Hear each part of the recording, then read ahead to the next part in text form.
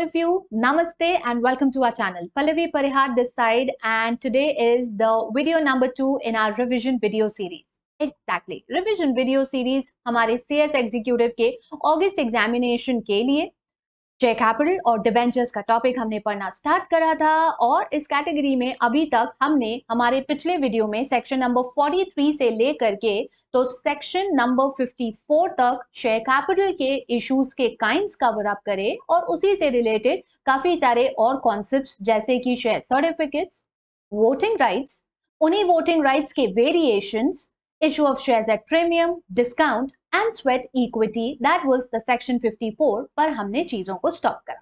Now as you can see on the screen, आज हम section number 55 से पढ़ना शुरू करने वाले हैं and in today's video we are going to cover up with section number 55 से लेकर के 64.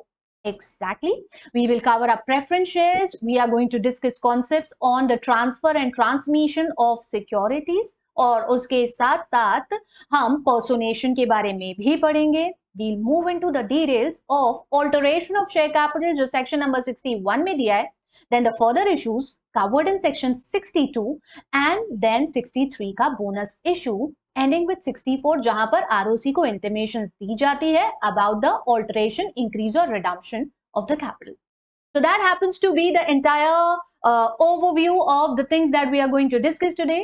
बिना ज्यादा समय खराब करे चलिए आते हैं अपनी चीजों पर और रिवीजन शुरू करते हैं सेक्शन नंबर 55 के साथ. सेक्शन नंबर 55 प्रेफरेंस शेयर्स के बारे में बात करता है. Okay, a minute I need. Do not forget to hit a like button onto the video. कोई भी क्वेश्चन और क्वेरी आपका है तो प्लीज कमेंट बॉक्स में आप कमेंट ड्रॉप करके हमसे पूछ सकते हैं. Since it is a revision video इसीलिए हम बहुत ज्यादा डेप्थ और डिटेल में नहीं पढ़ते, वो हम अपना रेगुलर क्लासेस में करते हैं. This is meant only for revising the topics before the examination.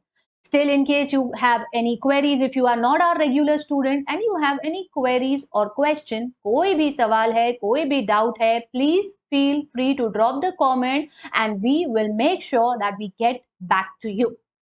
Moving back to the topic for the day and that is section number 55. तो भाई चलिए section number 55 के साथ शुरुआत करते हैं और section number 55 preference shares पर आधारित है.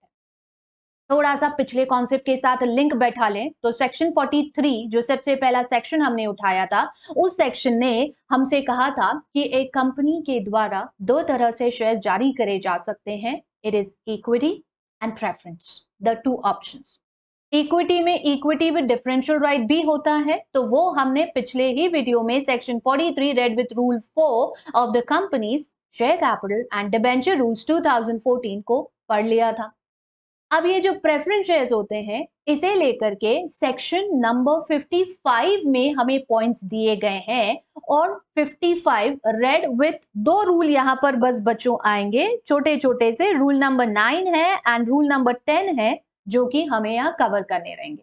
तो लेट अस सी सेक्शन क्या कहता है. वेल, सबसे पहला पॉइंट जो है ये यहाँ आपके सामने सबसेक्शन 1 आपसे कहता है कोई भी company, no company that is limited by share can issue preference shares that are irredeemable. इस एक्ट के कमेंसमेंट के बाद से कोई भी कंपनी irredeemable नेचर के प्रेफरेंस शेयर्स जारी नहीं कर सकती. And this clearly means that preference shares have to have a time limit. अगर हम ये बोल रहे हैं ना कि आप irredeemable नहीं कर सकते तो अब irredeemable का मतलब आप जानते हो परपेचुअल होते थे. यहाँ बोल रहे irredeemable नहीं कर सकते, this means they have to have a time limit. Now, what's that time limit? I know you would have guessed over there. वहां अभी आप साथ में बोल चुके होगे मैडम 20 इयर्स का होता है. Exactly, बिल्कुल सही बोल रहे हो आप. नीचे सबसेक्शन 2 देखिए, यहां पर यही लिखा है कोई भी company that is authorized by its articles, that is very very important, preference shares जारी कर सकती है for a term not exceeding 20 years from the date of issue. Preference shares जारी कर सकती है for a term not exceeding 20 years from the date of issue and complying the conditions that are given. Rule number 9 of the companies share capital and debenture rules 2014 जो अभी हम पढ़ेंगे. पर उस पे आने से पहले एक एक्सेप्शन आ रहा है बीच में, देख रहे हो ना आप स्क्रीन पर, एक एक्सेप्शन दिया गया है and this exception states that there are companies that can issue preference shares for a period exceeding 20 years But if we go with the language of rule number 10, it states companies that are engaged in the setting up and dealing of infrastructure projects can only be the companies who can issue preference shares for a period exceeding 20 years but not exceeding 30 years. Now see the exception का language. ये rule number 10 आपके सामने. Companies that are engaged in the setting up and dealing with the infrastructural project always have the option, but option. It is written may. And when it's may, we know it is an option. We may go, we may not go with this. We have an option that we can issue shares for a period exceeding 20, but not exceeding 30. But there has to have a condition to it if we are giving this relaxation. अगर act ये relaxation दे रहा है तो this definitely comes with some conditions. All the relaxations comes with certain conditions. तो यहां पर condition ये रहेगी कि 21वें साल की समाप्ति से, इवन बिफोर दैट भी आप कर सकते हैं, every year 10% of the preference shares have to be redeemed on a proportionate basis, and this in turn going to result into the redemption of 100% of your preference shares by the end of the 30th year. यार 21वें साल की समाप्ति से करना शुरू करोगे और हर साल 10-10 करोगे तो 10 साल में पूरा 100% रिडीम हो जाएगा ना. 100% of the preference share shall be redeemed, right? So condition यही है यहां पर आपके सामने. ये देखिए, redemption of a minimum of 10% of such preference shares per year from the 21st year onwards or earlier. Now earlier means you can even start earlier if you wish to. ठीक, proportionate basis पर होता है, option of preference shareholders पर होता है. Usually we go on a proportionate basis, but an option is given to preference shareholders. If nobody is willing or wanting, तो company फिर खुद decide करती है on the proportionate basis. It's decided किसका redemption पहले. So you have got 2 points in subsection 2. पहली चीज 20 years से ज्यादा नहीं हो सकता है. दूसरी चीज रूल 10 में एक्सेप्शन दिया गया है. Setting up and dealing of infrastructure projects की जो कंपनीज होती हैं वो कर सकती हैं, उनके पास परमिशन है. They can, they may, they have an option to issue preference shares for a tenure exceeding 20 years but not exceeding 30 years.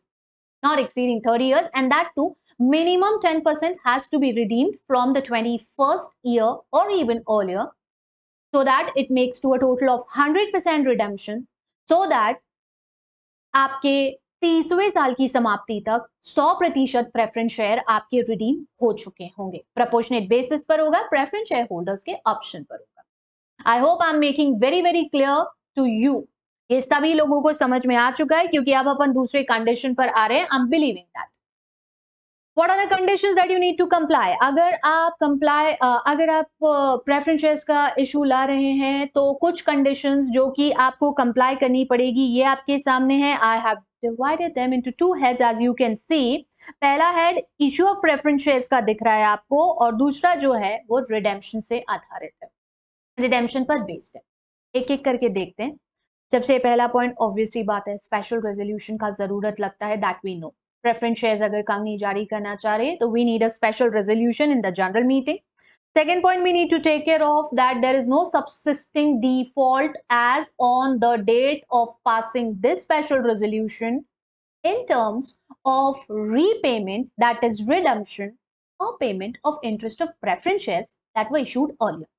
कोई भी सबसिस्टिंग डिफॉल्ट नहीं होना चाहिए. सबसिस्टिंग का मतलब क्या होता है बच्चों? Subsisting means existing. So there should not be any existing default when as on the date of passing the special resolution. ठीक. तीसरा पॉइंट कहता है क्योंकि प्रेफरेंस शेयर होल्डर्स भी कंपनी के मेंबर माने जाते हैं तो सेक्शन 88 में बनाए जाने वाले रजिस्टर ऑफ मेंबर में the name of the preference share holders along with the number of shares that are held by them, the date on which they were being allotted, price that they paid, and all other relevant details shall be updated in your register of members.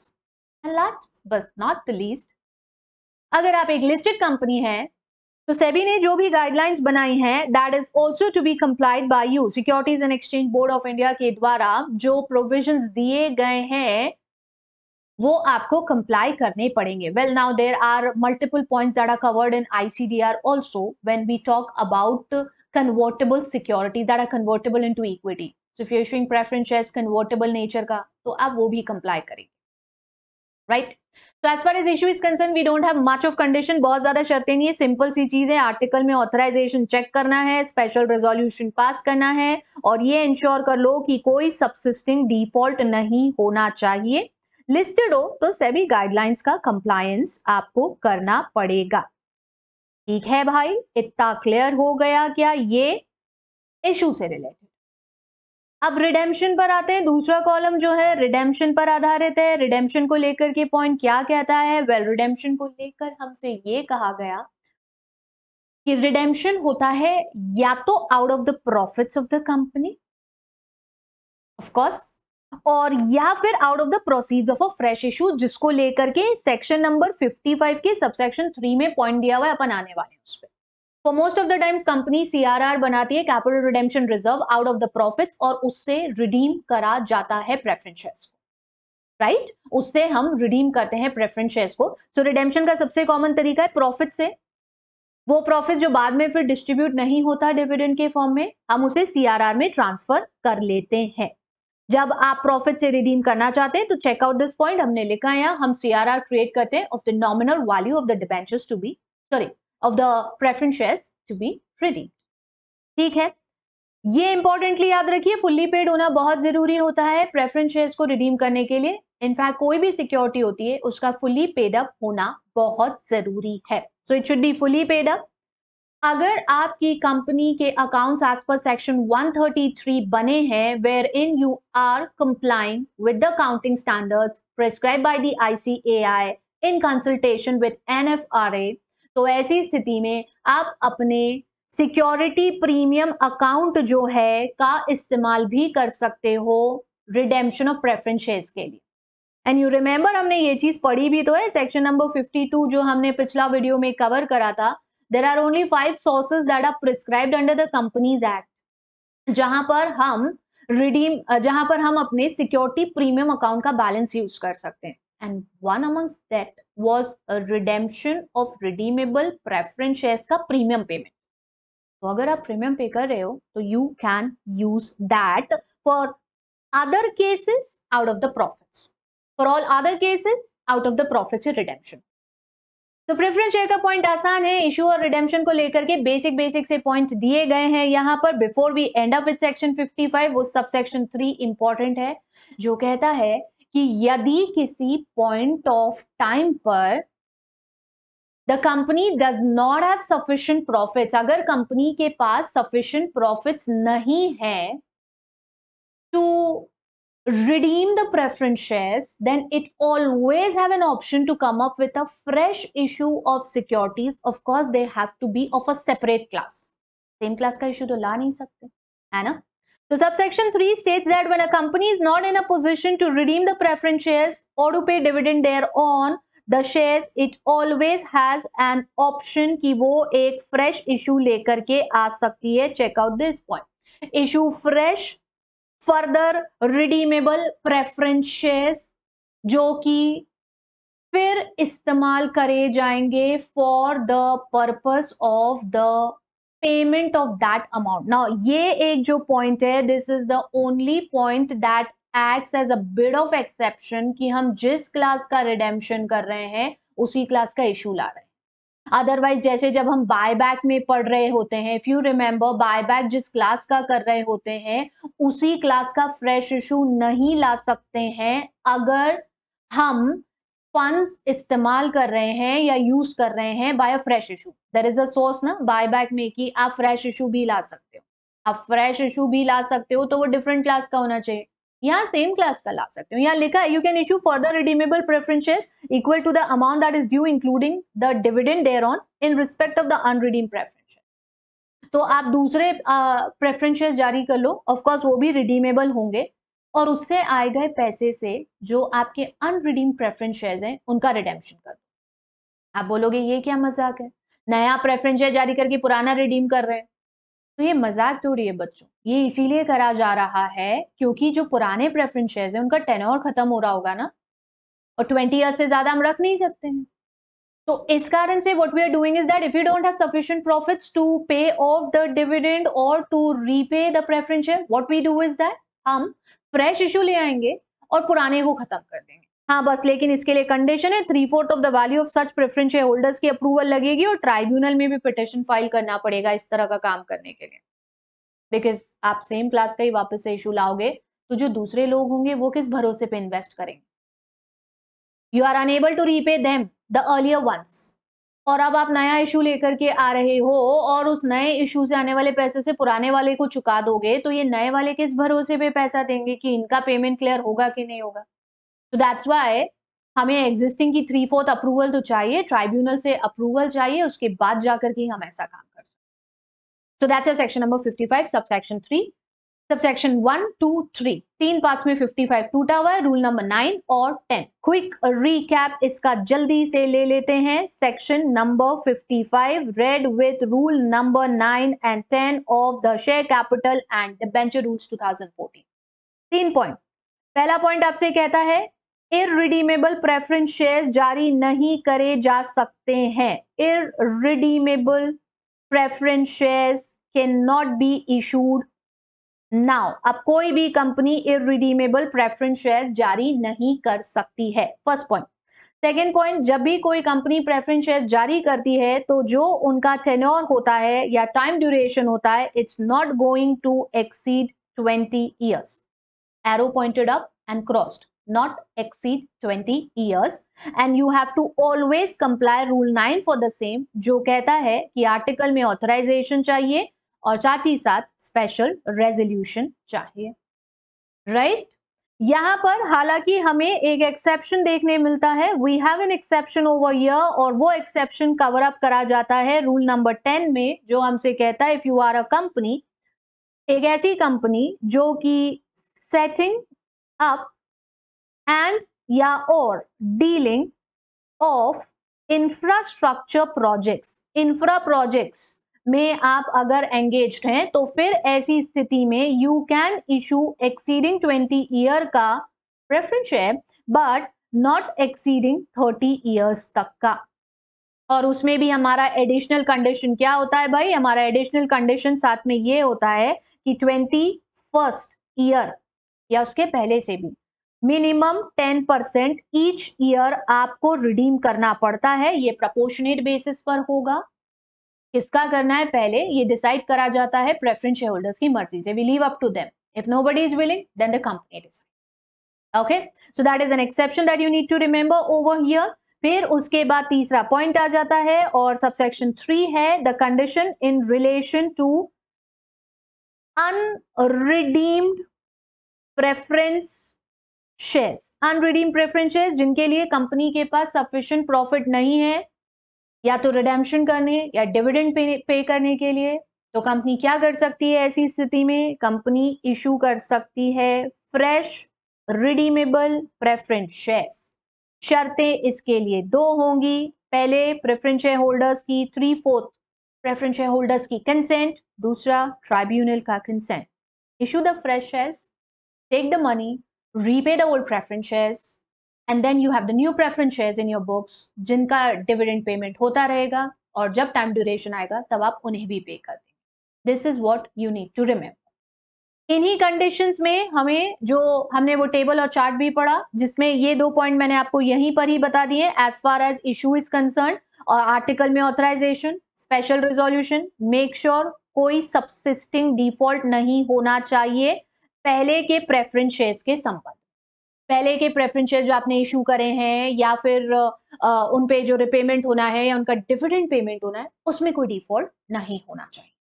ठीक है, for most of the time जब हम redemption करते हैं, redemption को लेकर के एक पॉइंट यहाँ पर लिख लेते हैं अपन। जब हम रिडेम्पशन करते हैं these small things will help you last minute में, आखिरी में एकदम परीक्षा के एक दिन पहले ये चीजें आप नोट डाउन करके रख लो अपनी नोटबुक्स में, रिवाइज करने में आपको हेल्प कर देगी। ठीक है, तो रिडेम्पशन जो होता है, रिडेम्पशन हम कैसे करते हैं? Well we have 2 ways. पहला तरीका हमारे पास क्या है? मोस्ट कॉमन, हम प्रॉफिट से करते हैं और उसके लिए हम CRR बनाते हैं, राइट? दूसरा तरीका हमारे पास क्या होता है? ये फ्रेश इशू जिसके बारे में हमने अभी डिस्कशन कर। सेक्शन नंबर 55 पूरा क्लियर हो गया सारे लोग को? यहां पर हम बढ़ चलते हैं आगे। ठीक, एक छोटा सा पॉइंट यहाँ पर दिया गया है, आप देख लीजिएगा प्लीज इस एक्सप्लेनेशन को। यहाँ मैंने यही बताया है कि जिस डेट पर आप फ्रेश इशू लेकर के आते हैं, आपके जो पुराने प्रेफरेंस शेयर्स हैं, they are deemed to be redeemed on that day itself. उनको रिडीम करना पड़ेगा उसी दिन, क्योंकि आप फ्रेश इशू ले आए। ठीक है, अब बारी आती है थोड़े से टेक्निकल प्रोविजन की, जो ट्रांसफर और ट्रांसमिशन पर आधारित। दिखने में लगता है टेक्निकल क्योंकि पॉइंट्स बहुत सारे हैं, बट समझने जाए तो सिंपल है। बहुत ज्यादा टेक्निकलिटी है नहीं जितनी बनाई जाती है या दिखाई जाती है।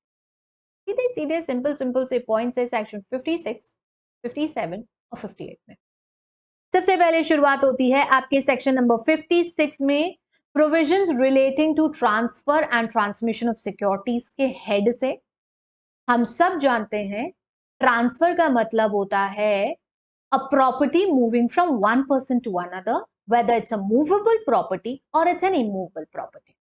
अब यहां हम स्पेसिफिकली सिर्फ शेयर्स के ट्रांसफर से मतलब रख रहे हैं, हम किसी और दूसरी प्रॉपर्टी की भी बात नहीं कर रहे। We have the Transfer of Property Act and the Indian Contract Act to take care of all other transfers of properties, including the Sale of Goods Act, जो मूवेबल प्रॉपर्टीज के ट्रांसफर पर आधारित है।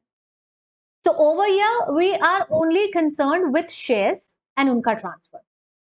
Now, if we remember, chapter number 1 ने हमसे कहा था, जब हम कंपनी की कैरेक्टरिस्टिक्स पढ़ रहे थे, moving on to the very first chapter, जब आप कंपनी की कैरेक्टरिस्टिक्स पढ़ रहे थे, यू रिमेंबर हमने एक कैरेक्टरिस्टिक पढ़ा है कि कंपनी के जो शेयर्स होते हैं, ये शेयर्स हमेशा फ्रीली ट्रांसफरेबल है, unlike to any other form of business organisation.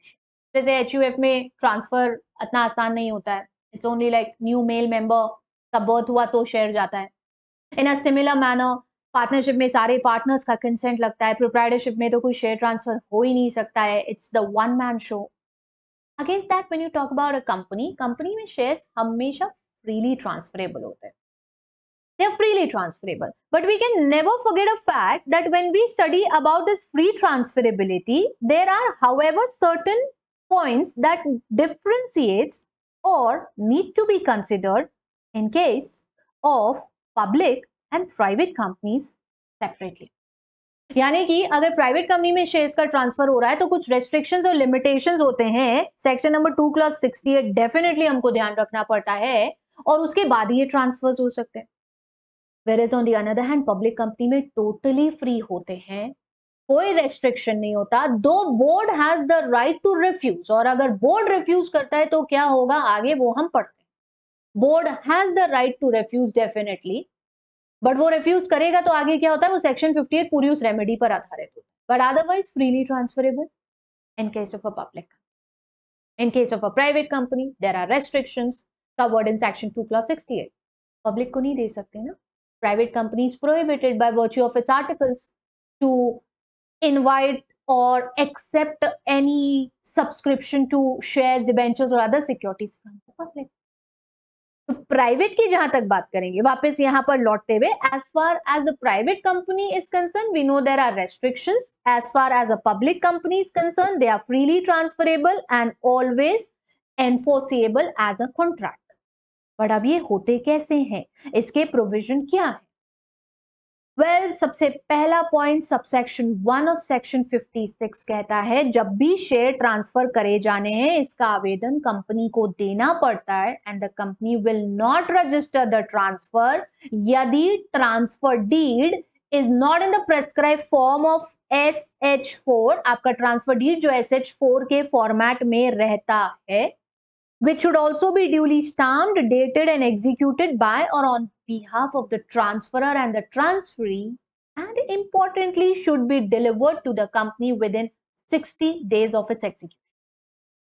Transfer deed का फॉर्मेट SH4 में दिया गया है, आप उसी फॉर्मेट में अपना ट्रांसफर एप्लीकेशन देंगे तो कंपनी एक्सेप्ट करेगी, याद रखिए, अदरवाइज कंपनी एक्सेप्ट नहीं करेगी। ठीक है, and not just that format, वो ड्यूली स्टाम्प्ड होना चाहिए, स्टाम्प ड्यूटी उसके ऊपर लगाया जाता है, उस पर डेट होना चाहिए, दोनों पार्टीज के एंड से एग्जीक्यूटेड होना चाहिए, सारी डिटेल्स उस पे होगी, और 60 दिन from the date of execution along with the certificate relating to security, या वो नहीं है तो फिर ऐसी स्थिति में जो भी लेटर ऑफ अलॉटमेंट या ऐसा दूसरा जो भी आपके पास प्रूफ है वो आप साथ में दे सकते हैं, और 60 दिन के बाद देंगे तो फिर ऐसी स्थिति में उसको एक्सेप्ट करना ही नहीं करना है, that totally depends upon the board and it's decision. तो ये पहला पार्ट है कि ट्रांसफर अगर कराना चाह रहे हैं सिक्योरिटीज को तो ऐसी स्थिति में इट इज नेसेसरी कि आप SH4 के फॉर्मेट में transfer deed that's duly dated, stamped and signed, that's executed on both the parties का बिहाफ पे within 60 days of execution company को सबमिट करें। फिजिकल शेयर सर्टिफिकेट साथ में लगाइए। वो नहीं है तो जो भी प्रूफ दूसरा है, लेटर ऑफ अलॉटमेंट या ऐसा दूसरा जो भी डॉक्यूमेंट है वो साथ में लगाइए। कुछ छोटे छोटे एक्सेप्शंस होते हैं यहाँ पर और पॉइंट्स होते हैं, जैसे यदि आपका इंस्ट्रूमेंट गुम जाता है तो भी कंपनी आपकी एप्लीकेशन एक्सेप्ट कर लेगी, like if it's lost in the transit, लेकिन एक इंडेमिनिटी बॉन्ड साइन करना पड़ता है जिसमें आप ये लिखते हैं कि यदि भविष्य में वो चीज आपको दोबारा मिल जाएगी तो आप उसका मिसयूज नहीं करें। गवर्नमेंट कंपनीज को लेकर के छोटे से एक्सेप्शन दिए गए, प्रोवाइडेड दैट इसका इंटीमेशन स्टार्टिंग में यानी एप्लीकेशन सबमिट करते समय ही दे दिया जाएगा। That is what you need to take care of over here. अब आगे बढ़ते हुए सबसेक्शन 3 आपसे कहता है ट्रांसफर हमेशा फुली पेड अप शेयर्स का होगा। जैसे रिडेम्पशन भी हमेशा फुली पेड अप का होता है, वैसे ट्रांसफर भी हमेशा फुल्ली पेड अप शेयर्स का होगा। याद रखिए, अगर पार्टली पेड अप शेयर्स के ट्रांसफर का एप्लीकेशन दे रहे हो तो ऐसी स्थिति में कंपनी SH5 में एक इंटीमेशन भेजती है, सी दिस पॉइंट, नोटिस भेजती है ट्रांसफरी को ये बताते हुए कि आपने जो एप्लीकेशन दिया है ना, ये मतलब आपने जिन शेयर्स को एक्सेप्ट करने का हामी भरा है, आप जिस चीज को एक्सेप्ट करे वो शेयर्स पार्टली पेड अप, तो give us a no objection certificate that you don't have any objection that the shares are partly paid up, because in the future when we are going to make the call on that share it shall be you who will be responsible, transfer he responsible होगा फिर वो बचा हुआ पैसा देने के। So if you are accepting the transfer of a partly paid share, the company is going to give you an intimation in the format prescribed in form SH5 and you are required to give the NOC, that's no objection, within 2 weeks, 2 हफ्ता के अंदर अंदर of the receipt of this notice आपको company को NOC देना है कि साहब मेरे को कोई दिक्कत नहीं है ये पार्टली पेड अप शेयर्स का ट्रांसफर एक्सेप्ट करने में, एंड आई अग्री कि यदि फ्यूचर में, यदि क्या ऑफ कोर्स जब आप करोगे ही सही, मैं वो अमाउंट जो शेयर्स पर पेड अप नहीं है वो मैं भरूंगा, मैं लायबल रहूंगा उसके। This is important in case of a partly paid up share. ठीक है, समझ रहे हैं ना, यहाँ पर इतना क्लियर हो रहा है ये कंसेप्ट। फिर अब आगे टाइम लिमिट को लेकर के सबसेक्शन 4 में कुछ पॉइंट आता है, और टाइम लिमिट के रिलेशन में हमें ये कहा गया कि सर्टिफिकेट जारी करने का time limit is divided into 2 parts, एक 2 महीने का, एक 1 महीने का और एक 6 महीने का। इनकॉर्पोरेशन के बाद हो या फिर अलॉटमेंट के बाद 2 मंथ्स का टाइम मिलता है कंपनी को सर्टिफिकेट्स अलॉट करने के लिए। सर्टिफिकेट्स SH1 पिछला लेक्चर में पढ़ा था अपन ने, ठीक है। और अगर ट्रांसफर ट्रांसमिशंस हो रहे हैं तो फिर ऐसी स्थिति में 1 मंथ का टाइम मिलता है कंपनी को from the date of intimation of the transfer और ट्रांसमिशन एज द केस में भी, और डिबेंचर जारी हुए तो उसमें 6 महीने का समय मिलता है from the date of allotment to issue the certificate. But I guess the fact is quite known to all of you, आप सारे लोग जानते हैं कि अभी इन सब प्रोविजंस का ना इंपॉर्टेंस काफी कम हो चुका है। It's only in case of private companies जहां शेयर सर्टिफिकेट्स जारी होते हैं। लिस्टेड कंपनीज के तो सब डीमैट मोड में ऑलरेडी ही होते हैं, एंड अनलिस्टेड पब्लिक कंपनीज के भी shares with the orders of SEBI अब डीमैट मोड में। तो ये फिजिकल शेयर सर्टिफिकेट का खेल पूरा और इन सब प्रोविजंस का कंप्लायंस पूरा is only now limited to private company. आगे छोटे से 2-3 पॉइंट और आपके लिए। No transfer deed is required in case of shares in demat mode, वही बता रही थी आपको मैं। और अगर होल्डर ऑफ द सिक्योरिटी की डेथ हो जाती है तो उसका जो लीगल रिप्रेजेंटेटिव है, the transfer can be made by the legal representative also. Legal representative भी वो ट्रांसफर कर सकता है। प्रोविजंस का नॉन कंप्लायंस होता है तो भाई सीधे सीधे सबसेक्शन 6 में पेनल्टी आती है and you can check this penalty. Company के ऊपर 25,000 रुपया से लेके 5 लाख तक का जुर्माना, ऑफिसर इन डिफॉल्ट पे 10,000 से लेके 1 लाख रुपए तक का जुर्माना लगेगा इन case of non compliance of these provisions regarding acceptance of transfer application. I believe section number 56 यहां तक सारे लोगों को क्लियर होगा। हम हमारी कहानी को आगे बढ़ा रहे हैं and now we are moving on with section number 57 for the day. Section number 57 that is based on a interesting concept of पर्सोनेशन।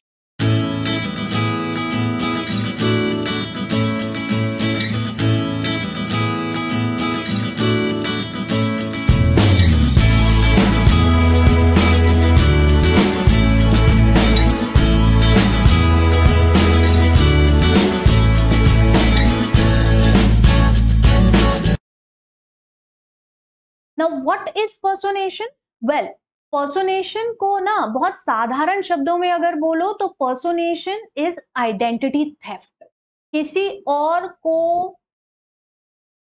और की आइडेंटिटी को चुराना is what we call personation. It is an act of taking someone else's identity. Like मैं बोल रही हूं मेरा नाम पन्ना लाल है, मैं आधार कार्ड भी लिया है यार, आधार कार्ड फोटो मेरा है, उसके आगे नाम लिखा हुआ है पन्ना लाल। I have the proof in my hand. I am showing that I am Panna Lal. Now, how will you deny accepting this fact that I am not Panna Lal? अभी मैंने तो क्या करा, मैंने तो ना गलत तरीके से पन्ना लाल के आधार कार्ड के ऊपर अपना फोटो लगा लिया। ऐसा फ्रॉड तो कितना होता है ना?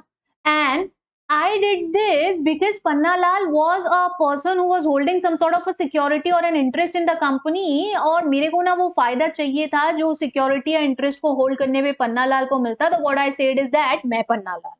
अब मैं बोल रही हूँ पन्ना लाल हूं तो आप मानोगे नहीं, मैंने तो आपको प्रूफ भी दिखा दिया, आधार कार्ड भी दिखा दिया, उसमें मेरा फोटो लगा है और आगे नाम लिखा है पन्ना लाल।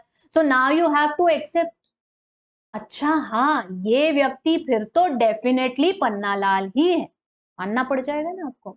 Well, as far as personation is concern, जब आप पर्सोनेशन की बात करते हैं, this is one such identity theft and equivalent to a fraud case under section 447। देखो, personation is the act of creating false identity where in it's pretended to be someone else. एक व्यक्ति अपने आप को कुछ और प्रिटेंड करने की, कोई और प्रिटेंड करने की कोशिश करता है और उसका इंटेंशन हमेशा फ्रॉड का होता है।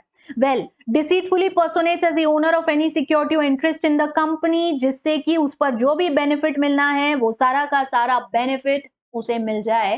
व्यक्ति अपने आप को कोई और शो करने की कोशिश करता है। जब भी ऐसा करेगा तो भाई सीधे सीधे इम्प्रिजनमेंट लगेगा यहाँ पर 1 साल से लेकर के 3 साल तक का, और साथ में फाइन 1 लाख रुपया से 5 लाख रुपए तक का यदि आप ये फ्रॉड करते हो तो। If you are trying to commit this fraud, then you are liable to a penalty as given over here. Clear? 58. Transfer transmission का आवेदन लगाया. What if the company rejects? Transfer transmission का आवेदन लगाया, कंपनी ने रिजेक्ट कर दिया, आगे क्या होगा? सेक्शन नंबर 58 समझाया। सेक्शन नंबर 58 जो कहता है statutory remedies against refusal by board to register the transfer, और प्राइवेट और पब्लिक दोनों कंपनी के केस में अलग अलग पॉइंट है। सीधा सिंपल सा चार्ट है इसका। जब ट्रांसफर या ट्रांसमिशन का एप्लीकेशन लगाया जाता है, कंपनी पब्लिक हो चाहे प्राइवेट हो, याद रखिए हमेशा 30 डेज का टाइम ड्यूरेशन दिया जाता है from the date on which the instrument of transfer और intimation of transmission is delivered to the company. 30 days के अंदर कंपनी की बोर्ड को आपको जवाब देना होता है। अगर वो एक्सेप्ट करें तो कहानी खत्म हो जाती है, अगर वो एक्सेप्ट नहीं कर रहे हैं तो ऐसी स्थिति में उनको आपको रीजन भी बताना पड़ेगा। What is the reason for this refusal, आपको बताना पड़ेगा। अब आप क्या कर सकते हैं, अगर आपको वो रेफ्यूजल एक्सेप्टेबल नहीं है तो you can go and appeal to the tribunal in case of a private company within 30 days from the date of receipt of the notice. और जो भाई अगर उन्होंने कोई नोटिस या इंटीमेशन भेजा ही नहीं है तो ऐसी स्थिति में भी आप ट्राइब्यूनल में जा सकते हैं within 60 days from the date on which the instrument of transfer और intimation was given to the company. तो मतलब 30 दिन कंपनी को मिला, 30 दिन में उनको कारण के साथ बताना है एक्सेप्ट कर रहे हैं कि रिजेक्ट कर रहे हैं। एक्सेप्ट कर लिया, कहानी खत्म। रिजेक्ट कर रहे हैं तो ऐसी स्थिति में रिजेक्शन के दिन से अगले 30 डेज में आप जाकर के कंप्लेन कर सकते हैं, आप जाके अपील फाइल कर सकते हैं ट्राइब्यूनल में। जो इंटीमेशन दिए ही नहीं, तो जिस दिन इंस्ट्रूमेंट डिपॉजिट करा था वहां से 60 दिन मिलते हैं आपको, यानी ट्रांसफरी को ट्रांसफर भी कर सकता है, मोस्टली करता है ट्रांसफरी, तो go and appeal to the tribunal कि बोर्ड ने हमारे इस ट्रांसफर ट्रांसमिशन के एप्लीकेशन को एक्सेप्ट ही नहीं करा है, कोई रिवर्ट ही नहीं करा है, अब आप ऑर्डर करो उनको कि वो इसको एक्सेप्ट करें, रिकॉर्ड करें। That's for private company. Got this? Same lines पे पब्लिक कंपनी में चीजें चलती है, 30 डेज बोर्ड को मिलता है। 30 डेज में अगर नहीं कर पाते हैं तो ट्रांसफरी के पास 60 और 90 का रूल यहां पे चलता है। ऊपर 30 60 है, पब्लिक में 30 60 90 है। 30 डेज में अगर उन्होंने एक्सेप्ट कर लिया, कहानी खत्म, पब्लिक कंपनी की बोर्ड ने। अगर उन्होंने रेफ्यूजल का रीजन दिया है तो वहां से अगले 60 डेज के अंदर you can go and appeal to the tribunal, और अगर उनके एंड से कोई रेफ्यूजल नहीं आया लेकिन एक्सेप्टेंस भी नहीं आया, तो date of deposit of instrument of transfer transmission से 90 दिन के अंदर you can go and appeal to the tribunal.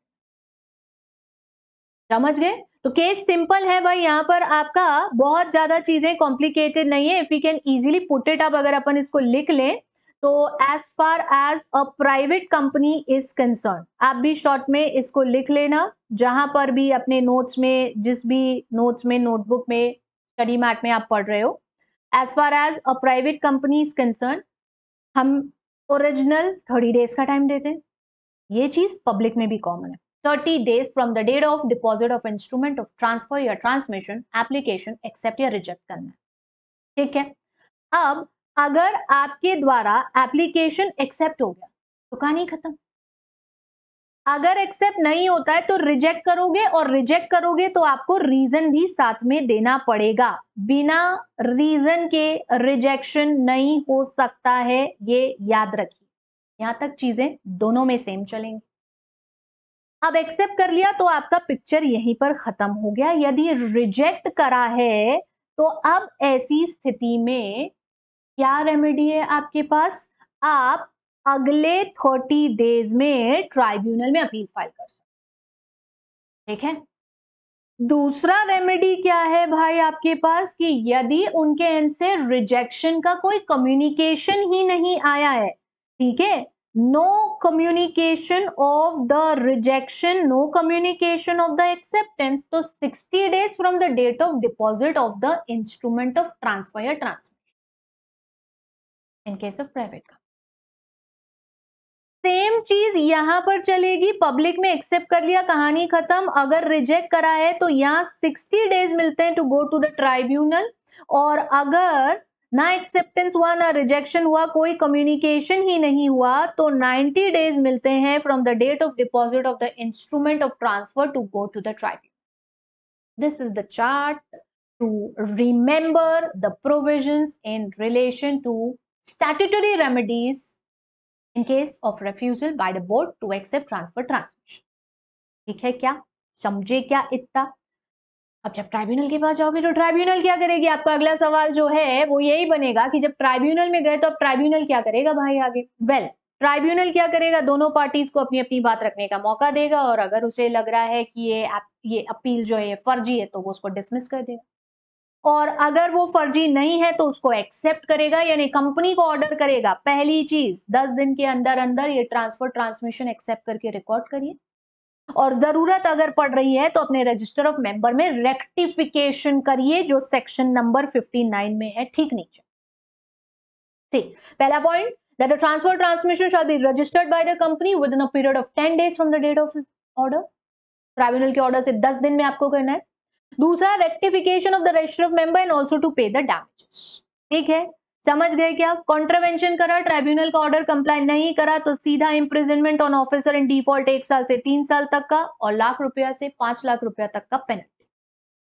Rectification में क्या करना है? ट्राइब्यूनल का ऑर्डर जब आता है रेक्टिफिकेशन का, यानी सुधार, है ना? रेक्टिफिकेशन को अपन हिंदी में क्या बोलते हैं? सुधार। जैसे अकाउंट्स में भी पढ़ते हो, रेक्टिफिकेशन ऑफ एरर्स। अब यहाँ 4 तरह की चीजें हो सकती है रेक्टिफिकेशन में। पहला, जिस व्यक्ति का नाम रजिस्टर में एंटर होना था नहीं हुआ, करो। ट्रांसफर हो रहा है तो ट्रांसफरी का नाम आएगा। जिसका नाम हटना था नहीं हटा, हटाओ, ट्रांसफरर का हटेगा। जिसका ऐड होना था या जिसका हटना था, ये करने में आपने अननेसेसरी डिले करा है, अब इसको ऐड करो या हटाओ। बस ये आपके 4 पॉइंट है और ये चारों चीजों में से कुछ भी ऑर्डर दिया जा सकता है regarding rectification by the tribunal. Hello with this. समझ गए क्या section number 59? Because now we are moving on to an important part of alteration of share capital.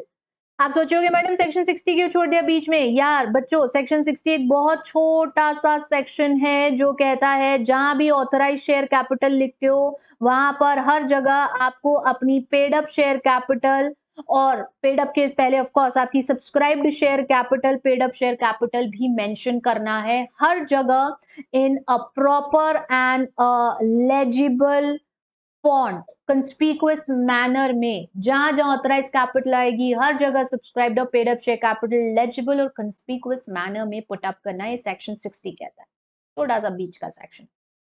अब कैपिटल से रिलेटेड आता है ऑल्टरेशन का concept, section number 61। Alteration of share capital, कोई भी कंपनी लिमिटेड बाय शेयर कर सकती है authorise by the articles by passing an ordinary resolution in the general meeting. कैसे करती है? वेल, 5 तरीके होते हैं उसके पास। सबसे पहला, अपनी कैपिटल को इंक्रीज करना। दूसरा तरीका, जहां पर वो कंसोलिडेट करती है अपनी शेयर कैपिटल को इन द सेंस कि वो स्मॉलर डिनोमिनेशन के शेयर्स को इकट्ठा या कंबाइन करके बड़ा बना देती है। तीसरा, शेयर्स को स्टॉक या स्टॉक्स को शेयर्स में कन्वर्ट कर सकती है। चौथा, बड़े डिनोमिनेशन या लार्जर डिनोमिनेशन के शेयर्स को स्मॉलर डिनोमिनेशंस में तोड़ दिया जाता है यानी सब डिविजन। और पांचवा, अनइश्यूड कैपिटल को कैंसिल कर दिया जाता है। So these are the 5 ways, as you can see, यहाँ पर ये पांचों तरीके मैंने आपके लिए पुट अप करे हैं, the 5 ways जिसमें कि एक कंपनी अपनी कैपिटल का ऑल्टरेशन करती है। पांचवा बड़ा इंपॉर्टेंट है and please remember this is the point for the case study. In fact ये पूरा ठीक है, इट इज वेरी इंपॉर्टेंट। आप क्या करते हो? वो कैपिटल कैंसिल कर देते हो that has not been taken, that is the capital. इसे कई जगह अनइश्यूड कैपिटल भी कहते हैं। हमने इशू करा था लेकिन एक्सेप्टेंस नहीं हुआ तो अब हम उसको कैंसिल कर देते हैं, thereby we diminish the amount of capital by that amount. The shares that were not so taken are now cancelled. तो ये चीज अपन कर सकते हैं। और जब भी आप ऐसा करेंगे तो याद रखिए यहां ऑर्डिनरी रेजोल्यूशन की जरूरत पड़ती है। ऑर्डिनरी रेजोल्यूशन यहां पर ऊपर क्लियरली लिख देती हूं मैं, ordinary resolution. And now, if you link this with section number 13 of the Companies Act 2013 that talks about alteration of the Memorandum of Association, you remember the section starts with that phrase, save as expressly provided in section number 61, the memorandum can be altered by passing a special resolution in the general meeting of the company. क्योंकि memorandum को alter करने के लिए special resolution लगता है। Article का कोई भी क्लॉज ऑल्टर करना है स्पेशल रेजोल्यूशन लगता है सेक्शन 14 में, लेकिन मेमोरेंडम के कैपिटल क्लॉज को ऑल्टर करने के लिए जरूरत पड़ती है सिर्फ ordinary resolution. Here you have the exception. ऐसे लिंक होते हैं सेक्शन और ऐसे ही याद होते हैं बस। जहां पुराने सेक्शंस का रेफरेंस आया है, always keep telling this up in all my videos. सब वीडियोस में एक ही चीज बोलती हूँ आपसे, जब भी कोई सेक्शन पढ़ रहे हो उससे रिलेटेड पुराना जो भी सेक्शन आ रहा है उसको क्विकली रिकॉल करो। याद ऐसे ही होगा। आप कितने चार्ट कितनी लिस्ट बना के दे देंगे, रट मारोगे उसको 2 दिन 4 दिन 1 महीना 2 महीना याद रहेगा, फिर भूल जाओगे। But if you get into this habit of linking the sections and the provisions when you are studying, you will always remember. जब जब 13 पढ़ोगे 61 दिमाग में आना चाहिए क्योंकि वहां लिखा होता है 61 का रेफरेंस। और जब जब 61 पढ़ोगे हमेशा 13 पे दिमाग जाना चाहिए क्योंकि वहां लिखा होता है save as expressly provided in 60। कोई भी क्लॉज ऑल्टर करना है मेमोरेंडम का स्पेशल रेजोल्यूशन लगता है, सिर्फ कैपिटल क्लॉज ऑर्डिनरी रेजोल्यूशन से ऑल्टर हो जाता है। 5 तरीके होते हैं। आगे चलिए, not going into much of depth, revision है अपना ये। क्योंकि कोई क्वेरी क्वेश्चन हो तो प्लीज कमेंट बॉक्स में नीचे टाइप कर देना, I will revert back to your questions and queries. Alteration करने पर आरओसी को इंटीमेशन देना है। खुश मत हो ना कि सेक्शन नंबर 64 आ गया, लेक्चर खत्म हो रहा है क्या, अभी 62 63 बचा हुआ है थोड़ा सा बीच में, ठीक है। लेकिन 64 इंपॉर्टेंट है क्योंकि यहाँ पर नोटिस टू आरओसी की बात कही गई है जब ऑल्टरेशन ऑफ शेयर कैपिटल होता है। एक्चुअली 3 चीजों का नोटिस देते हैं आरओसी को ई फॉर्म एसेट 7। पहला होता है जब आपके द्वारा ऑल्टरेशन करा गया है as per section number 61 subsection 1 clause A से लेके ई तक में अगर कोई भी ऑल्टरेशन हुआ है तो आरओसी को इंटीमेशन जाती है। दूसरा, यदि आपकी कंपनी के द्वारा section number 62 subsection 4 read with subsection 6 में कैपिटल इंक्रीज हुई है by an order of the government order करती है तब। और तीसरा, सेक्शन नंबर 55 के हिसाब से रिडीमेबल प्रेफरेंस शेयर्स का रिडेम्पशन हुआ है तो ऐसी स्थिति में 30 days from the date of such alteration और इंक्रीज और redemption E form SH 7 ROC को फाइल करना है along with the required fee. E form SH 7 file करना है इन तीनों ही स्थितियों में एज पर सेक्शन 64, याद रखिएगा। ठीक है, रूल नंबर 15 यहां पर लगता है। नहीं करे तो पेनल्टी लगेगी बस। और ये बत्ती या बल्ब यहां पर जलाई इसीलिए भाई ताकि आप इस पर विशेष ध्यान दें। अगर कंपनी ने ये फॉर्म फाइल नहीं करा है तो ऐसी स्थिति में in the case of contravention company and every officer of the company will be liable to a penalty of 1000 rupees per day which can extend to 5 lakh whichever is less। ठीक है, तो पेनल्टी तगड़ी है। चलिए अब आइए 62 further issue of shares पर base section, जिसमें फिर से 3 पॉइंट्स आते हैं। Section number 62 subsection 1 clause A rights issue, clause B ESOPs, clause C preferential allotment. ठीक है, सेक्शन आपसे ये कहता है जब भी किसी भी पॉइंट ऑफ टाइम पर कोई भी कंपनी अपनी शेयर कैपिटल बढ़ाना चाहती है तो सबसे पहला अधिकार उस कैपिटल को, नया शेयर जो जारी करेंगे, सब्सक्राइब करने का मिलता है कंपनी के इक्विटी शेयर होल्डर्स को, एग्जिस्टिंग इक्विटी शेयर होल्डर्स को, जिनके लिए जो हम इशू लाते हैं इसे राइट्स इशू कहा जाता है। At any point of time company अगर अपनी सब्सक्राइब कैपिटल बढ़ाना चाह रही है तो वो इशू ला सकती है for its existing share holders to be called as a rights issue. And हर वो व्यक्ति जो कंपनी का एग्जिस्टिंग शेयर होल्डर है as on the date of this issue, इस डेट ऑफ इशू पर जो एग्जिस्टिंग शेयर होल्डर है वो अपनी सबसिस्टिंग होल्डिंग के आधार पर शेयर्स प्राप्त कर सकता है। Just like company determines a ratio for every 10 shares you will get 1 share और you will get 2 shares for every 10 shares you are holding. जो भी रेशियो डिटरमाइन करा गया है it is the board that decides, उस ratio के आधार पर आप ये शेयर्स प्राप्त कर सकते। समझ रहे हो इतना? प्रोविजन पर आते हैं, पहले दूसरा पॉइंट देख लो। सेक्शन 62 सबसेक्शन 1 की क्लॉज बी में ESOP आता है। एम्प्लॉइज ऑफ द कंपनी को अधिकार मिलता है to subscribe to the stock of the company and this stock has the option that gives them an eligibility to receive certain equity shares of the company at a pre-decided date at a pre-decided price। Special resolution लगता है इसके लिए। और इन दोनों के अलावा any other person जिसे board identify करती है और इनको अपन आइडेंटिफाइड पर्सन बोलते हैं के लिए प्रेफरेंशियल बेसिस पर कंपनी इशू ला सकती है, जो एक्चुअली और कुछ नहीं आपके सेक्शन नंबर 42 का प्राइवेट प्लेसमेंट ही होता है, जिसके लिए भी स्पेशल रेजोल्यूशन लगता है। You can come up with a private placement of the issue to the persons exceeding not 500 in number. Rules कहता है 200 तक जा सकते हैं। प्राइस डिटर्मिनेशन रजिस्टर्ड वैल्यूअर से कराया जाएगा और प्रेफरेंशियल बेसिस पर इनको अलॉटमेंट करा जा सकता है। Section number 42 chapter number 3 prospectus and allotment of securities का यहां पर लगता है। सेम वही कंडीशन जो वहां दी गई, पूरा वही कंडीशन यहां पर भी लगती है। ठीक है क्या? चलो अब इनका थोड़ा सा डेप्थ आपको बता देती हूँ। राइट्स इशू 62(1)(a) को लेकर के मेन कंडीशन मैंने यहाँ पर पुटअप करी है आपके लिए। लेटर ऑफ ऑफर लगता है, लेटर ऑफ ऑफर दिया जाएगा। इंपॉर्टेंटली याद रखिए ये जो लेटर ऑफ ऑफर होता है this has to be dispatched at least 3 days before the opening of the issue to each of the existing share holder at his address जो ROM रजिस्टर ऑफ मेंबर में। ठीक है, so this you have to remember कि आपको ये notice 3 दिन पहले देना है। Importantly notice has to be dispatched through registered post, speed post, electronic mail से भी भेज सकते हैं, कुरियर से भी भेज सकते हैं, जैसे भी भेजे प्रूफ ऑफ सेंडिंग आपके पास होना चाहिए कि हमने नोटिस भेजा था, ताकि कल को अगर कोई भी शेयर होल्डर ये कहता है कि भाई मेरे को नोटिस नहीं मिला तो हम उसे बता सके कि देखो हमारे पास प्रूफ है, हमने आपको भेजा था। So whenever a company is coming up with such a rights issue, Letter of offer along with that notice has to be sent to all the members at least 3 days before the opening of issue. Letter of offer जो है आपका notice में जाएगा, उसमें आपको number of shares जो ratio determine करा है वो बताना पड़ेगा, and this offer shall be kept open for a minimum of 15 and not more than 30 days. न्यूनतम 15 अधिकतम 30 दिन के लिए आपको ये ऑफर ओपन रखना पड़ेगा, और अगर इस दौरान किसी ने एक्सेप्ट नहीं करा तो ऑफर डिक्लाइन मान लिया जाएगा। यू डू नॉट एक्सेप्ट, हम डिक्लाइन मान लेंगे। 31वें दिन चला चला अगर आपका रिस्पॉन्स आएगा तो हम उसको भी चलता बना देंगे।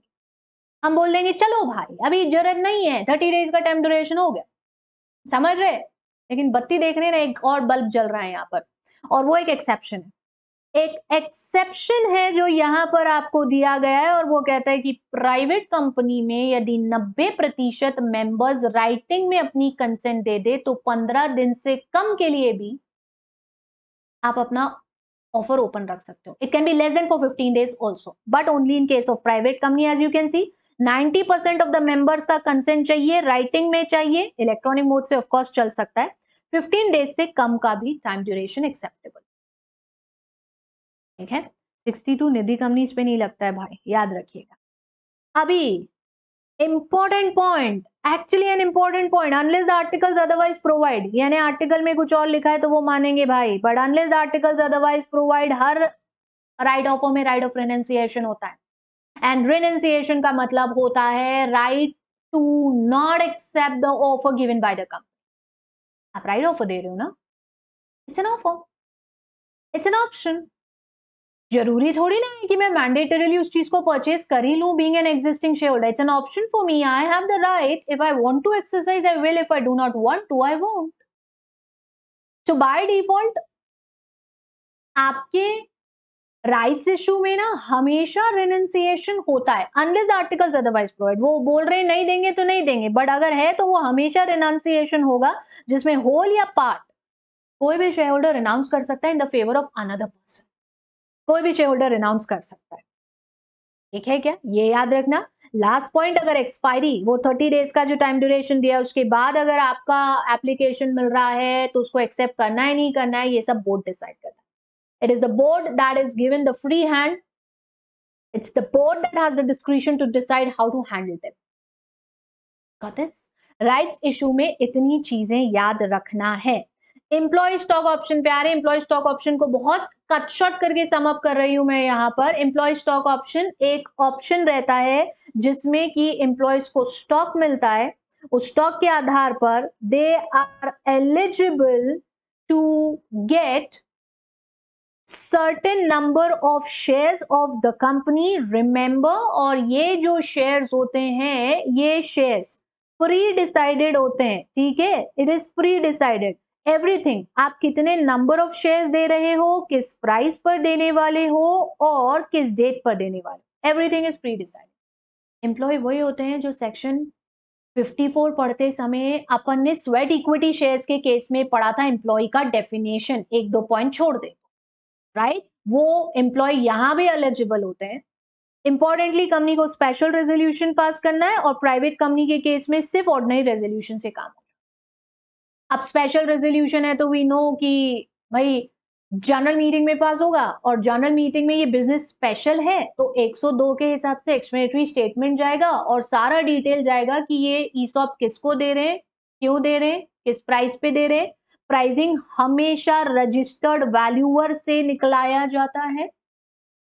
तो क्या पैरामीटर है ये लेंगे, हमेशा याद रखिए आप जो ये शेयर्स दे रहे हैं ये लॉक इन में, ये जो स्टॉक ऑप्शन है, ठीक है, इसका मिनिमम वेस्टिंग पीरियड होगा 1 साल का, उसके बाद ही आपको इस पर इस ऑप्शन पर शेयर मिलने वाला है।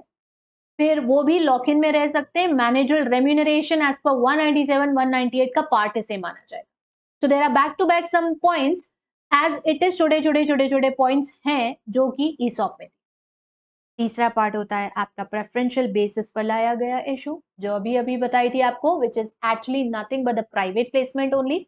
तो प्राइवेट प्लेसमेंट जो है सेक्शन 42 का, उसी के हिसाब से यहाँ पर भी हमें स्पेशल रेजोल्यूशन की जरूरत लगती है। प्राइसिंग यहाँ भी रजिस्टर्ड वैल्यूअर डिटरमाइन करते हैं हमारे लिए, and to certain selected persons not exceeding 50 in number, जो मैक्सिमम 200 हो सकते हैं, को हमारे द्वारा अलॉटमेंट करा जाता है। Okay, moving on to the subsection 456 जिनका मेंशन अभी ऊपर भी आया, ये एक्चुअली एक्सेप्शंस भी होते हैं सेक्शन 62 के, या कह सकते हो restrictions contained in 62 regarding issue of further shares will not apply in the following cases. Right, तो इतना बड़ा बोल लो या शॉर्ट में बोल लो, 62 का exception means one and the same. पहला पॉइंट, भाई अगर कंपनी की सब्सक्राइब कैपिटल बड़ी है because of the conversion of convertible debentures और लोन्स इनटू शेयर, या कन्वर्टेबल नेचर के डिबेंचर्स थे या लोन कन्वर्ट हो रहा है इक्विटी में, तो उसके बदले जो शेयर्स है वो डिबेंचर होल्डर या जो लोन होल्डर है उसको जाएगा। यहाँ कोई राइट्स इशू नहीं आएगा, ईसॉप नहीं होगा। It is not anything contained in subsection 1 का क्लॉज ए और बी और सी। ठीक है, it's nothing to do with that, nothing to do with that. Same lines पर अगर ऐसे ही कोई डिबेंचर जारी हुए थे या लोन लिया गया था from the government by the company, government से लिया था, वो सेंट्रल गवर्नमेंट हो या स्टेट गवर्नमेंट हो, ठीक है, और उस डिबेंचर या लोन को इक्विटी में कन्वर्ट करने का ऑर्डर गवर्नमेंट दे रही है क्योंकि गवर्नमेंट को लगता है कि पब्लिक इंटरेस्ट में ये हो जाना चाहिए। डायरेक्ट द डिबेंचर्स और द लोन्स और any part thereof converted into equity shares, भले ओरिजिनल टर्म्स एंड कंडीशन में कन्वर्जन का पॉइंट हो जाए ना, लेकिन पब्लिक इंटरेस्ट में उनको लगता है कि ये चीज जरूरी है तो वो ये ऑर्डर कर सकते हैं। और जब इस तरह से गवर्नमेंट के ऑर्डर पर कन्वर्जन होगा, फ्रेश इक्विटी जारी होगा, तो उस पर भी 62 नहीं लगेगा, यानी ना वो एग्जिस्टिंग के लिए होगा ना वो एम्प्लॉय के लिए। और इस समय आपको ई फॉर्म एसेट 7 फाइल करना पड़ेगा। अभी अभी ऊपर आपने पढ़ा था सेक्शन नंबर 64 में इंटीमेशन, ये देखो स्क्रॉल करके ले जाती हूँ आपको ऊपर, यहाँ पे जब सेक्शन नंबर 64 अपन पढ़े थे, हियर इट इज, ये रहा आपका सेक्शन नंबर 64। तीन चीजें थी ना इस सेक्शन नंबर 64 में, तो ये दूसरा पॉइंट आपका, अगर आपकी कैपिटल बढ़ रही है by the order of the government under section 62 subsection 4 read with 6, ये वही है, 4 अपन ने पढ़ा, 6 पर अपन अभी आ, ठीक है, ऐसे रिकॉल कर लेना पुराना। ओके, चलिए आगे आइए, यहां पर दूसरा पॉइंट हो गया है, एक प्रोविजो यहां है, अगर कोई कंपनी चाहे जिसे ये चीज एक्सेप्टेबल नहीं है तो इसके लिए वो ट्राइब्यूनल में जा सकती है, बट सिर्फ 60 दिन का समय मिलेगा ट्राइब्यूनल को अपील करने के लिए। भाई हमको गवर्नमेंट का ऑर्डर एक्सेप्टेबल नहीं, हम नहीं बढ़ाना चाहते कैपिटल, नहीं करना चाहते कन्वर्जन, तो आप ट्राइब्यूनल में जा सकते हो, but only 60 days from the date of the order of the government, tribunal का डिसीजन फाइनल और बाइंडिंग। ठीक, आखिरी में यहां पर सबसेक्शन 5 में आपको ये चीज ध्यान रखना है कि जब गवर्नमेंट इस तरह का ऑर्डर देती है तो ऐसे उठा के नहीं दे देगी मन मर्जी से कि लग रहा है ऑर्डर देना इसलिए दे। Government will consider certain parameters, जैसे कि कंपनी का फाइनेंशियल पोजीशन है, original terms and condition issue की क्या है, रेट ऑफ इंटरेस्ट क्या है, and all other matters that are necessary shall be first considered by the government before making such order. और फिर जब ऐसा ऑर्डर आया और अगर शेयर्स जारी हो रहे हैं तो फिर this is an increase which is not be considered as a part of 62 subsection 1 clause A और बी और सी, ये एक्सेप्शन है 62 में। इतना ही है, last section for the day पे आ रहे हैं क्योंकि 64 तक ही पढ़ना है, वो कवर अप कर चुके हैं। 63 लास्ट बोनस इश्यू पर आधारित छोटा सा सेक्शन, कोई भी कंपनी जारी कर सकती है, सिर्फ मेंबर्स के लिए होता है, फ्री ऑफ कॉस्ट होता है, इन्हें जारी करने के लिए फ्री रिजर्व से पैसा निकाल सकते हैं, सिक्योरिटी प्रीमियम से निकाल सकते हैं। सेक्शन नंबर 52, सॉरी मैं 62 लिख रही हूं यहाँ पर, सेक्शन नंबर 52 में हमको दिया गया है सिक्योरिटी प्रीमियम अकाउंट का इस्तेमाल करने का सबसे पहला ही तरीका दिया है वहां पर यार, issue of fully paid up bonus shares. So I can issue fully paid up bonus shares from free reserve, security premium या even CRR का बचा हुआ बैलेंस। आर्टिकल में ऑथराइजेशन हर बार की तरह चाहिए, ऑर्डिनरी रेजोल्यूशन से हमारा काम हो जाएगा। फिक्स डिपॉजिट या डेब्ट सिक्योरिटीज जो पहले जारी करी थी उनके इंटरेस्ट पेमेंट या रीपेमेंट में डिफॉल्ट नहीं होना चाहिए। एम्प्लॉयज के प्रति किसी भी तरह के स्टैट्यूटरी ड्यूज के रीपेमेंट में डिफॉल्ट नहीं होना चाहिए। And the partly paid up shares if any should have been made fully paid up before you can issue the bonus shares. Comply with all these conditions and you can issue your bonus shares. Important चीज याद रखिए, bonus कभी भी dividend के लिeu में नहीं आता है, बदले में नहीं आता है। And once an announcement for issue of bonus shares has been made by the company, it can not be withdrawn thereafter. It cannot be withdrawn thereafter. And that's it for today. आज के video में बस इतना ही। I believe आप भी बिल्कुल इसी बच्चे की तरह रिएक्ट कर रहे होगे, because by now you are so through with section number 43 से लेकर के तो 64 तक का पूरा bunch in terms of your share capital वाला chapter with this video, and I am really happy with you guys. सिर्फ एक और लेक्चर अब अपन कवर अप करेंगे, जो हमारा तीसरा पार्ट होगा, जिसमें कि हम शेयर कैपिटल के बचे हुए जितने पॉइंट्स हैं, यानी रिडक्शन, अभी रिडक्शन पे जाना है आगे अपने को, तो जो रिडक्शन के पॉइंट्स है सेक्शन नंबर 66 के, and then we have buyback, the most important part, जो कि 68, 69, 70 में है, and debentures 71। So that we are going to cover up. No hurries, भागना दौड़ना नहीं है, इसलिए we are going to cover that up in our third part of this video. And as if now इस लेक्चर को यहीं पर रोकते हैं, आप अपना रिविजन बढ़िया से करिए। कोई भी डाउट्स, क्वेश्चन, क्वेरीज आए, you can always connect to us, you have the number scrolling below, यहाँ भी कॉन्टैक्ट कर सकते हो हमसे, नहीं तो कमेंट बॉक्स में अपना क्वेश्चन टाइप करो, we'll revert as soon as possible. Do not forget to like the video and share it with your friends if you find it useful. I'm going to see you in the next part of the video. Till then, bye-bye and take care. Namaste.